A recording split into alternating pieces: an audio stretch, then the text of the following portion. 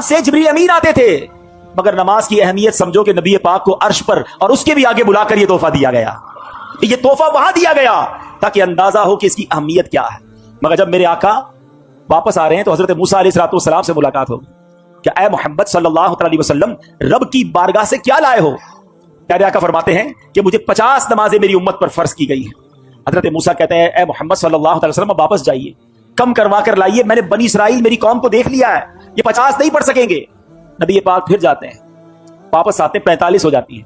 बताइए 45 हो गई, कहा नहीं और जाइए, ये ज्यादा है, कम करवाइए। फिर जाते हैं 40 हो जाती है, फिर जाते हैं 30, 35, 30। आप अर्ज करते रहे, प्यारे आका जाते रहे। ये थोड़ा सा रुक जाता हूं। एक और बात इसमें सीखने वाली है कि नबी पाक की रसाई कैसी थी, जब चाहते चले जाते थे। ये एक बार जाना नहीं हुआ, कसरे दना तक किसकी रसाई, जाते ये हैं, आते ये हैं, फिर जाते ये हैं, आते ये कैसा कनेक्शन था, ये कैसी इजाजत थी। अच्छा, एक और इश्क वाली बात उलमा कहते हैं कि हजरत मूसा ने हमारा तो भला किया ही किया, अपना भी एक भला किया था।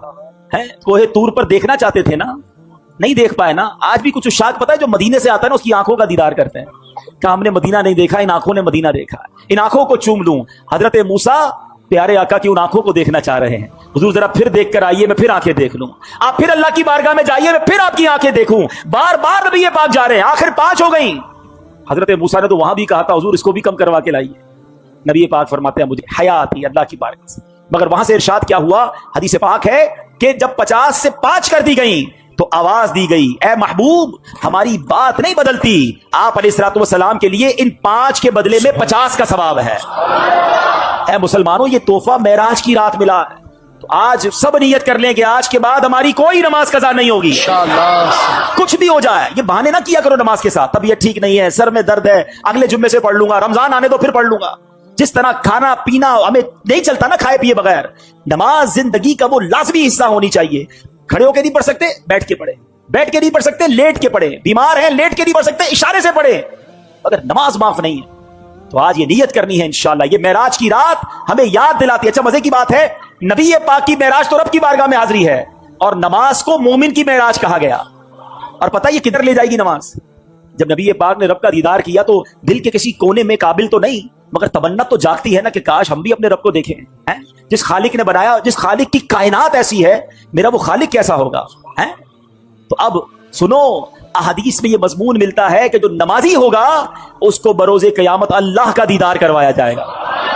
तो अल्लाह का दीदार करना है ना, तो फिर नमाज पढ़नी है इंशाअल्लाह। अब नमाज कज़ा नहीं होगी इंशाअल्लाह। एक और अकीदे की बात, इश्क की बात है। लोग कहते हैं दुनिया से पर्दा फरमाने के बाद कोई मदद नहीं कर सकता। नमाजें वो 5 पढ़ते हैं, हाँ भाई 50 नहीं पढ़ते। ये मदद किसने की थी, ये मशवरा किसने दिया था? हजरत मूसा अलैहिस्सलाम ने। वो तो पर्दा फरमा चुके थे।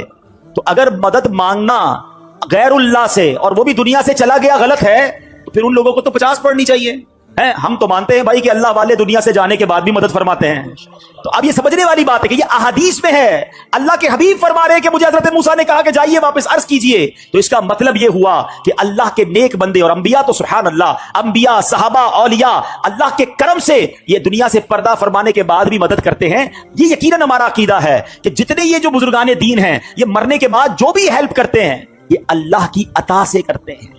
ये हमेशा याद रखिए, बिइज़्निल्लाह अल्लाह इन्हें ये पावर देता है और वो रब की अता से किसी की मदद करते हैं। हर नबी, हर वली, हर सहाबी वो मोहताज है रब का, रब किसी का मोहताज नहीं है। तो अगर ये अकीदा है तो इसमें कोई प्रॉब्लम नहीं है और इसमें कंफ्यूज होने की भी जरूरत नहीं है। बहरहाल मेरे मीठे इस्लामी भाइयों, इस वाकये के बाद कुछ बड़े अजब वाकयात भी हुए जो नॉर्मली आपने नहीं सुने होंगे। कि एक सफर मेराज के बाद नबी पाक अलैहिस्सलाम घर आए, तो घर से बाहर जब आए तो एक कनीज को देखा जो रो रही थी, बेचारी कमजोर सी कनीज थी, और उसके हाथ में एक आटे का थैला था। नबी पाक ने फरमाया क्यों रो रही हो? कहती हुजूर मैं फुला गैर मुस्लिम की कनीज हूं, मेरे मालिक ने मुझे चक्की में आटा पिसवाने के लिए भेजा, मैं बीमार हूं, चल भी नहीं पाती हूं, अब मुझे देर हो गई है, मुझे डर है कि अब मैं ये आटा लेकर लेट पहुंचूंगी ना तो मुझे बहुत डांटेगा, मुझे सजा देगा। बेचारी चल भी नहीं पाती। अल्लाह के हबीब, रब के हबीब अभी अभी मेराज से आए हैं, इतना बड़ा शरफ पाकर आए हैं। मगर नबी पाक ने फरमाया अच्छा चलो मैं तुम्हारे साथ चलता हूं, तुम्हारे मालिक के पास तुम्हारी सिफारिश कर दूं। नबी पाक ने उस कनीज का आटे का थैला उठा लिया, थोड़ी देर रुकता हूं, मुझे और आपको कोई बड़ा मकाम मिल जाए تو اب غریب تو گئے نا, اسے ملنے کی کیا ضرورت ہے بھائی, میرے تو تعلقات کدھر ہیں, میں تو فلاں پروگرام میں جاتا ہوں, مجھے تو ادھر بٹھایا جاتا ہے, میرا تعلق بڑے لوگوں سے, اب پرانے دوست غریب رشتہ دار ان کا کیا کرنا ہے؟ ارے عرش کے دولہا بن کر آئے ہیں اور کنیز کے آٹے کا تھیلا اٹھا رہے ہیں. تیری عاجزی پہ لاکھوں, تیری سادگی پہ لاکھوں, وہ سلام عاجزانہ مدنی مدینے والے. سنو, میرے آقا اس کے گھر پہنچ گئے, دروازہ کھٹکھٹایا. وہ نبی پاک علیہ السلام کو جب دروازے پر غیر مسلم دیکھتا ہے تو ہکا بکا رہ گیا, جانتا تھا کہ یہ مسلمانوں کے نبی ہیں. تو کہا کیسے تشریف لائے؟ فرمایا کہ یہ تمہاری کنیز ہے, پریشان تھی, ڈر رہی تھی تمہارے پاس آنے کے لیے, اس کو معاف کر دو. وہ بتائے وہ کیا کہتا ہے, وہ جو غیر مسلم تھا, کہتے پہلے مجھے بتائیے آپ کو آج رات معراج نصیب ہوئی ہے نا؟ غیر مسلم کہتا ہے اے محمد صلی اللہ تعالی علیہ وسلم, آج رات آپ کو معراج نصیب ہوئی ہے؟ نبی پاک نے فرمایا ہاں ہے. سنو, وہ اندر گیا, واپس آیا, اس کے ہاتھ میں تورات شریف یا انجیل مقدس آسمانی کتاب تھی, اور وہ کہتا ہے یہ دیکھیے اس میں نبی آخر الزماں کی یہ نشانی لکھی ہوئی ہے کہ وہ نبی جو آخری نبی ہوں گے, جب ان کو جس رات معراج ہوگی اس رات کی صبح وہ ایک کنیز کے آٹے کا تھیلا اٹھا کر کسی غیر مسلم کے دروازے پر جائیں گے. آپ میرے دروازے پر آئے ہیں, میں کلمہ پڑھ کر مسلمان ہوتا ہوں. سبحان اللہ, یہ اللہ اکبر. اب یہ میرے آقا کی شان ہے کہ نبی پاک کی اس معراج کا ذکر اور معراج کے بعد اس عاجزی کا ذکر بھی آسمانی کتابوں میں موجود ہے. ارے جن کے نصیب میں ماننا ہوتا ہے, جن کے مقدر میں ایمان لانا ہوتا ہے, جن کے مقدر میں عشق رسول ہوتا ہے, ان کو یہ سعادت ملتی ہے. بڑی پیاری بات شاعر کہتے ہیں, عقل والوں کے نصیبوں میں کہاں ذوق جنون. ہر بات عقل سے نہیں تولی جاتی, ہر بات لاجک سے نہیں دیکھی جاتی. عقل والوں کے نصیبوں میں کہاں ذوق جنون, عشق والے ہیں جو ہر چیز لٹا دیتے ہیں. جیسے میری سرکار کے بولو ایسا نہیں کوئی, جیسے میرے سرکار کے ایسا نہیں کوئی. سبحان اللہ. اب اس میں وسوسہ اپنے قریب بھی نہ آنے دیں. بڑی آسان سی بات ہے. کیا پہلی جماعت کے طالب علم کو میٹرک کی کتابیں سمجھ آئیں گی؟ میٹرک کے طالب علم کو MBBS کی کتابیں پکڑا دو, اس کو سمجھ نہیں آئیں گی. تو ہم یہ کیوں سمجھتے ہیں کہ میرے دماغ میں جو اتنا سا دماغ ہے اس میں اللہ کی قدرت کی ساری باتیں آ جائیں؟ آج سے تھوڑے عرصے پہلے تو بلیک ہول کے بارے میں سنا ہی نہیں تھا, اب پتہ چلا دنیا میں کوئی بلیک ہول بھی ہے. اب جناب اور کہکشائیں دریافت ہو رہی ہیں. ہر بات عقل سے اور میری عقل میں آ جائے تو ہی ٹھیک ہے, یہ میری عقل کا ہی فطور ہے. ارے جب اللہ اور اس کے رسول نے فرما دیا تو اب میرا کام ماننا ہے. ہمارا وہ پنجابی لوگ بڑی پیاری بات کہتے ہیں, کہتے ہیں اسی منن والے سوچن والے نہیں ہیں. منن والے بنے, ماننے والے بنے, ہمارا کام لبیک کہنا ہے. مجھے بتاؤ نا, آج سے 50 سال پہلے کوئی سوچ سکتا تھا کہ کوئی ایسا فون بھی ہوگا جس میں تار نہیں ہوگا؟ اچھا جناب, اس میں ہم آواز کے ذریعے بھی بات کریں گے, ویڈیو کے ذریعے بھی ایک دوسرے کو دیکھ سکیں گے. سچی بات بتاؤں, یہ کرامتیں معجزات سمجھانا اب سائنس نے بڑا آسان کر دیا ہے. پیران پیر دستگیر کیا کہتے ہیں, فرماتے ہیں نظرت الی بلاد اللہ جمعا کخردلۃ علی حکم اتصالی. غوث پاک کہتے ہیں میں اللہ کے شہروں کو اس طرح اپنی ہتھیلی پہ دیکھتا ہوں جیسے رائی کے دانے کو دیکھتا ہوں. اب جناب باقی لوگ, ہو سکتا ہے کسی کے ذہن میں وسوسہ آئے کہ یہ کیسے ممکن ہے کہ غوث پاک بغداد میں ہو اور ساری دنیا کو ہتھیلی پہ دیکھیں. اب سائنس نے بڑا آسان کر دیا. 5-10 ہزار کا موبائل لے لو, 100 روپے کا انٹرنیٹ ڈلوا لو, گوگل کی اپلیکیشن ڈالو, بولو دنیا کا کون سا شہر دیکھنا ہے, تھوڑا گھر بھی اس میں نظر آ سکتا ہے. ذرا سرچ کرو تو آپ کی گلی نظر آتی ہے. ارے مجھ جیسا گناہگار چھوٹے سے موبائل کو لے کر ساری دنیا دیکھے, میرا غوث اگر اللہ روحانی کنیکشن دے دے تو تمہیں کیا اعتراض ہے؟ تو اے میرے میٹھے اسلامی بھائیوں, اپنے اللہ نے اپنے ولیوں کو, صحابہ کو, اولیاء کو, انبیاء کو یہ کمالات عطا کیے ہیں, اس میں ہمیں سوچنا نہیں چاہیے. ایک آخری واقعہ سنا کر بیان ختم کرتا ہوں. واقعہ بڑا کمال کا ہے. ایک شخص شیخ صاحب الدین سہروردی رحمۃ اللہ تعالی علیہ فرماتے ہیں کہ شیخ ابن سکینہ کا ایک مرید تھا. اس کی ذمہ داری تھی کہ وہ ہر جمعے کو جو صوفیاء کرام نماز کے لیے آتے تھے ان کی جا نماز وغیرہ مسجد میں بچھاتا تھا. پھر نماز کے بعد فارغ ہو جاتے تو مصلی واپس اٹھا کر خانقاہ میں رکھ دیتا. تو اس کو وسوسے آتے تھے معراج کے حوالے سے, کیسے ہو سکتا ہے, اتنا بڑا سفر بھی ہوا, رات بھی نہیں بیتی, تو اس کو وسوسے آتے رہتے تھے. وہ جا نماز لے کے, جمعے کا دن تھا, وہ نکلا اپنے گھر سے, کہا بھی ٹائم ہے, راستے میں دریا دجلہ آیا تو اس نے وہاں کا تھوڑی دیر میں نہا لیتا ہوں. اس نے جا نماز وغیرہ رکھی, کچھ کپڑے وپڑے اتارے اور دریا میں لگایا غوطہ. جیسے ہی غوطہ لگایا تھوڑی دیر بعد ڈبکی لے کے باہر نکلا تو سارا منظر ہی چینج, کپڑے بھی نہیں, مسلے بھی نہیں, بالکل نیا کنارہ. بڑی مشکل سے جسم ڈھانپتا ڈھونپتا باہر نکلا. معلوم کیا میں کدھر ہوں, تو کہا یہ تو مصر ہے. ڈبکی لگائی بغداد میں اور نکلا مصر میں.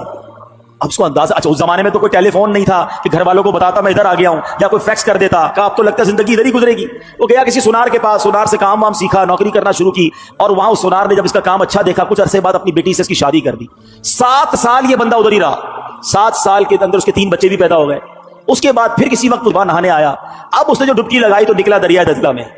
وہ جا نمازیں بھی پڑھی ہیں, وہ کپڑے بھی پڑے ہیں, حیران, کپڑے پہنے, जहाँ नमाजें उठाई वहां पहुंचा तो वही जुम्मे का दिन है, जहाँ नमाजें बिछाई लोगों ने जुम्मा पढ़ा। उसके बाद पीर साहब के पास आया और पीर साहब को कहा कि पीर साहब ऐसा ऐसा वाकया हुआ है, आज ही के दिन में 7 साल गुजार कर आ गया हूं। पीर साहब ने कहा कोई वसवसा तो नहीं आता था तुम्हें? कहा एक वसवसा आता था। क्या आता था? कहा मैं सोचता रहता था कि ये मेराज का जो सफर है ये इतना बड़ा सफर हुआ और वक्त कैसे नहीं गुजरा। पीर साहब कहते हैं अल्लाह ने तुझे वो सब कुछ दिखा दिया है, जाके अपने बच्चों को लेकर आ मिस्र से। हैं अब ये अल्लाह वालों की बातें हैं। अभी भी इस वाकये के बाद भी हो सकता है किसी के जहन में ये बात आए कि जनाब ये कैसे मुमकिन है। शायद आज से 50-100 साल बाद साइंस कोई टाइम मशीन बना लेगी तो लोग कहेंगे हाँ यार ये मुमकिन था। नहीं मेरे बीच इस्लामी भाइयों, अकल की लिमिट होती है, अल्लाह की कुदरत की कोई लिमिट नहीं है। जो रब कुन फरमाकर फयकून फरमा सकता है, जो इस दुनिया और कायनात को बना सकता है, वो जो चाहे कर सकता है। उसने कुरान में खुद ये फरमाया है इन्नल्लाह अला कुल्लि शैइन कदीर। वो खालिक है, वो मालिक है, वो जो चाहे कर सकता है। तो बहरहाल अल्लाह करीम ने हमारे आका को ये अजीम मौजज़ा अता फरमाया और क्यों ना हमें खुशी हो, हमारे किसी प्यारे को कोई गिफ्ट मिल जाए, कोई नाम उसका रोशन हो जाए, हमें अच्छा लगता है। तो हमारे हबीब को, हमारे आका को, हमारे लजपाल आका को ये वो मौका मिला, ये वो मेराज मिली, ये वो सादत मिली जो इससे पहले किसी को नहीं मिली। सुभान अल्लाह। बरेली के ताजदार लिखते हैं ना, वो खुदा ने है मर्तबा तुझको दिया, वो खुदा ने है मर्तबा तुझको दिया, न किसी को मिले न किसी को मिला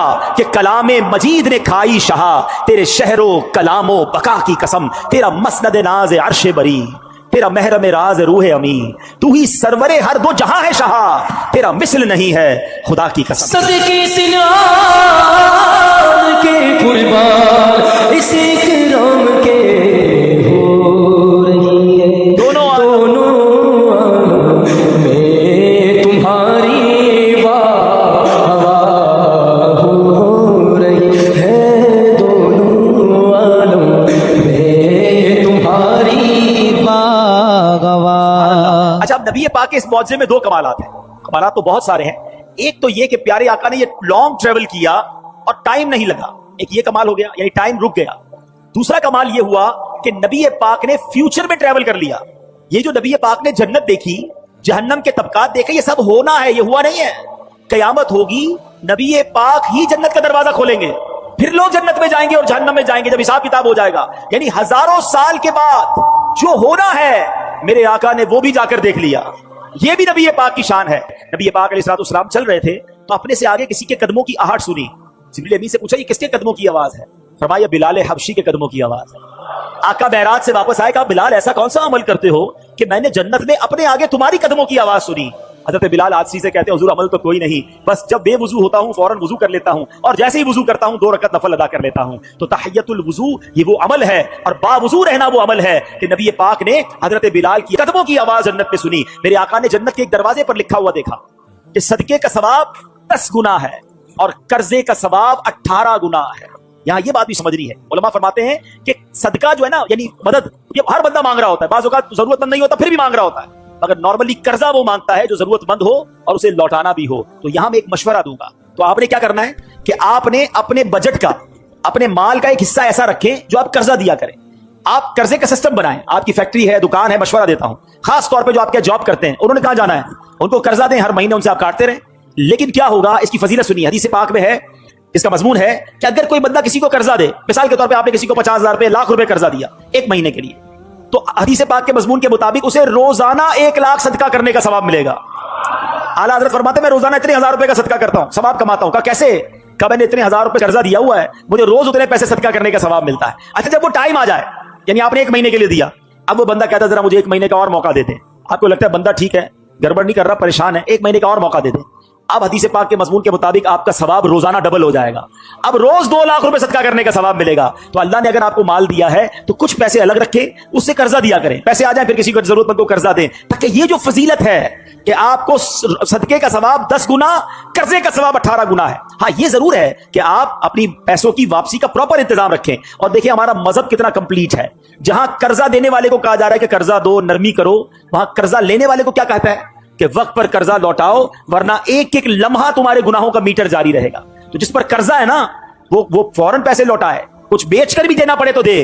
क्योंकि आपको याद होगी वो हदीस कि एक साहबी का जब विसाल हुआ तो नबी पाक ने जब बताया गया कि ये कर्जा है इनके ऊपर, तो आका ने फरमाया मैं इनकी नमाज जनाजा नहीं पढ़ूंगा। نبی پاک نے جنازہ پڑھنے سے منع کر دیا، پھر کسی نے قرضہ اتار دیا یا اپنے ذمے لیا، پھر نبی پاک نے نماز ادا فرمائی۔ تو یہاں یہ سیکھنے کو ملا کہ قرضہ دینے کا ثواب ہے، مگر قرضہ لینے والا وقت پر قرضہ لوٹائے۔ یہاں ایک بڑا پرابلم ہے کہ جو قرضہ لیتا ہے اس کا اسٹائل ہی چینج ہو جاتا ہے۔ پہلے منتیں کر رہا ہوتا ہے، حضور دے دیں، آپ کی فکر ہی نہ کریں، آپ کے پیسے ٹائم پہ دے دوں گا، اس کے بعد نہ فون اٹھاتا ہے نہ وہ ملتا ہے، بلکہ باتیں بھی عجیب عجیب کر رہا ہوتا ہے۔ ایسا آپ نہ کریں، کیونکہ چند غلط لوگوں کی وجہ سے اب لوگوں نے قرضہ دینا ہی چھوڑ دیا ہے، اور یہ قرضہ ختم ہونا جو ہے نا، یہ سود کی طرف لوگ چلے گئے، کہتے ہیں بھائی میں تمہیں پیسے دوں گا مجھے کیا ملے گا۔ بے رحم ہو جاتا ہے انسان۔ سود اتنا برا عمل ہے کہ یہ انسان کو پیسے سے ایسی محبت کروا دیتا ہے کہ وہ بے رحم ہو جاتا ہے۔ مسلمان مرتا ہے تو مر جائے، کہتا ہے میں پیسے دوں گا مجھے کیا ملے گا۔ نہیں، ضرورت مند کی مدد کرو، انشاءاللہ تمہیں وہ اجر ملے گا جو قیامت کے دن تمہارا بیڑا پار کر دے گا۔ ٹھیک ہے، تو یہ اسی طرح اب نبی پاک نے جو جہنم میں ملاحظات کیے، یہ ذرا اس میں چند باتیں سن لیں پھر بیان کو ختم کرتے ہیں، کہ پیارے آقا علیہ الصلوۃ والسلام نے جہنم میں ایسے لوگوں کو دیکھا کہ ان کے پیٹ بڑے بڑے کمروں کی مانند ہیں۔ فرمایا یہ کون ہیں؟ تو بتایا گیا یہ سود کا کام کرنے والے ہیں، خدا کے واسطے اس سے توبہ کر لو، نکل آؤ، سود کے اندر جو غرق ہوا وہ بربادی ہوگا، یہ اللہ سے جنگ کرنا ہے۔ لوگ کہتے ہیں کیا کروں، کاروبار ختم ہو جائے گا۔ ارے تم رب سے جنگ کر رہے ہو، سب کچھ ایسے ہی ختم ہو جائے گا۔ ادھر ختم نہیں ہوگا تو آخرت میں کیسے جواب دو گے؟ کسی بھی صورت سود کے قریب نہ جائیں۔ معراج کی رات یہ عذابات کیوں دکھائے گئے؟ اللہ کے حبیب دیکھ کر آئیں اور آ کر اپنی امت کو بتائیں، انہیں ڈرائیں، مگر یہ امت ہے کہ انہیں پتا بھی ہے پھر بھی یہ کام کر رہے ہوتے ہیں۔ نبی پاک نے دیکھا کچھ لوگ مردار کھا رہے ہیں، فرمایا یہ کون ہے؟ جبریل امین نے کہا حضور یہ لوگوں کی غیبت کرتے تھے، جو غیبت کرتے ہیں دوستوں میں بیٹھ کر لگائی بجھائی اس کی برائیاں خدا کے واسطے نہ کریں گے، بہت بڑا گناہ اور جہنم میں لے جانے والا کام ہے۔ اللہ سلامت رکھے امیر اہل سنت کو یہ بار بار ایسے نعرے نہیں لگائے جاتے دعوت اسلامی میں کہ غیبت کے خلاف جنگ جاری رہے، غیبت سے بچنا ہے۔ آگے چلیں، نبی پاک علیہ الصلوۃ والسلام نے دیکھا کہ کچھ عورتوں اور مردوں کو دیکھا جن کو ان کی چھاتی کے ساتھ لٹکایا گیا، اور بھائی کون ہے یہ؟ کہا کہ حضور یہ منہ پر عیب لگانے والے اور پیٹھ پیچھے برائی کرنے والے۔ اللہ اکبر۔ نبی پاک نے ایسے بھی لوگوں کو دیکھا کہ جن کے ہونٹ پکڑ پکڑ کر گل پھاڑے جا رہے ہیں پھر وہ ٹھیک ہو جاتے ہیں۔ عرض کیا گیا جھوٹ بولنے والے، بات بات پر جھوٹ بولتے ہیں، کیسے برداشت کریں گے؟ ایسے لوگوں کو دیکھا کہ جن کے سر کچلے جا رہے ہیں پھر ٹھیک ہو جاتے ہیں، پھر بڑے پتھر سے کچلے جاتے ہیں۔ فرمایا کون ہے یہ؟ کہا حضور نماز کے وقت ان کے سر بوجھل ہو جاتے تھے۔ آج کسی کو کہو نماز کے لیے چلو، کہا آپ چلیں، میں ذرا طبیعت ٹھیک نہیں ہے، میں ذرا تھکا ہوا ہوں، میں بعد میں پڑھ لوں گا۔ نماز کے نام سے سر بوجھل ہو جاتا ہے۔ توبہ کیجیے، نماز کے لیے ایکٹیو ہو جائیے۔ جہاں ہم نے واقعہ معراج سنا، دلوں کو خوشی ملی، وہاں اپنی لائف میں اپنی زندگی میں تبدیلی بھی لائیں۔ اللہ کرے کہ آج کی رات ہماری زندگی کا ٹرننگ پوائنٹ بن جائے۔ آپ کو کوئی کہے کہ یار تم نے تو جھوٹ بولنا چھوڑ دیا، تو آپ کہیں کہ نبی پاک کی معراج آئی، اس خوشی میں میں نے جھوٹ سے توبہ کر لی۔ یار آپ ماشاءاللہ فجر میں بھی نظر آ رہے ہیں، 5 نمازیں پڑھ رہے ہیں، الحمدللہ میرے آقا کو معراج کی رات نماز کا تحفہ ملا، میں نے 5 وقت نماز پڑھنے کی نیت کر لی۔ یہ مزہ ہے نا کہ آپ کی زندگی میں یہ شب معراج بدلاؤ کیا لائی کہ آپ نے سود چھوڑا، آپ نے حرام چھوڑا، اور پھر دیکھیں میرے آقا کی بارگاہ میں جب آپ یہ تحفہ پیش کریں گے کہ حضور آپ کی معراج کی خوشی میں میں نے ان برے کاموں سے توبہ کی اور اب باقی زندگی انشاءاللہ آپ کی سنت کے مطابق اور دین کے احکام کے مطابق گزاروں گا، تو پھر ہم تو غلام ہیں نا۔ غلام اپنی حیثیت کے مطابق تحفہ دیتا ہے اور بادشاہ اپنے کرم کے مطابق دیتا ہے۔ پھر جب نبی پاک عطا فرمائیں گے تو ہماری جھولیاں بھر دیں گے۔ تو ہے میرے پیچھے اسلامی بھائیوں، آج نیت کر لیں انشاءاللہ کہ آج کے بعد حرام روزی کے قریب بھی نہیں جائیں گے انشاءاللہ۔ فضیلت ہے وہ سن لیتے ہیں۔ میرے آقا علیہ الصلوۃ والسلام فرماتے ہیں جو 27 رجب کا روزہ رکھے اللہ پاک اس کے لیے 60 مہینے کے روزوں کا ثواب لکھتا ہے۔ حضرت سلمان فارسی رضی اللہ عنہ روایت کرتے ہیں کہ پیارے آقا علیہ الصلوۃ والسلام نے ارشاد فرمایا رجب میں ایک دن اور رات ہے، جو اس دن کا روزہ رکھے اور رات کو عبادت کرے تو گویا اس نے 100 سال کے روزے رکھے اور 100 سال شب بیداری کی، اور یہ رجب کی 27 تاریخ ہے۔ حدیث پاک میں ہے کہ رجب میں ایک رات ہے کہ اس میں نیک عمل کرنے والے کو 100 سال کی نیکیوں کا ثواب ملتا ہے۔ وہ رجب کی 27ویں رات ہے جو اس رات میں 12 رکعت پڑھے، غور سے سن لیں، اور ہر رکعت میں سورہ فاتحہ اور اس کے بعد کوئی بھی سورت ملا لے، اور ہر 2 رکعت پر التحیات پڑھے، اور پوری 12 رکعت پڑھنے کے بعد سلام پھر، یعنی ایک ہی سلام سے پڑھنی ہے 12 رکعتیں، ہر 2 رکعت بعد التحیات پڑھ کے پھر کھڑے ہو جائیں، سورہ فاتحہ کے ساتھ کوئی بھی سورت ملا لے، بہتر ہے 3 بار سورہ اخلاص پڑھ لیں، ٹھیک ہے۔ اب جب 12 رکعتیں پوری ہو جائیں تو پھر آپ نے 3 تسبیحاں پڑھنی ہیں۔ 100 بار کیا پڑھنا ہے؟ سبحان اللہ والحمد للہ ولا الہ الا اللہ واللہ اکبر، یہ 100 بار پڑھیں۔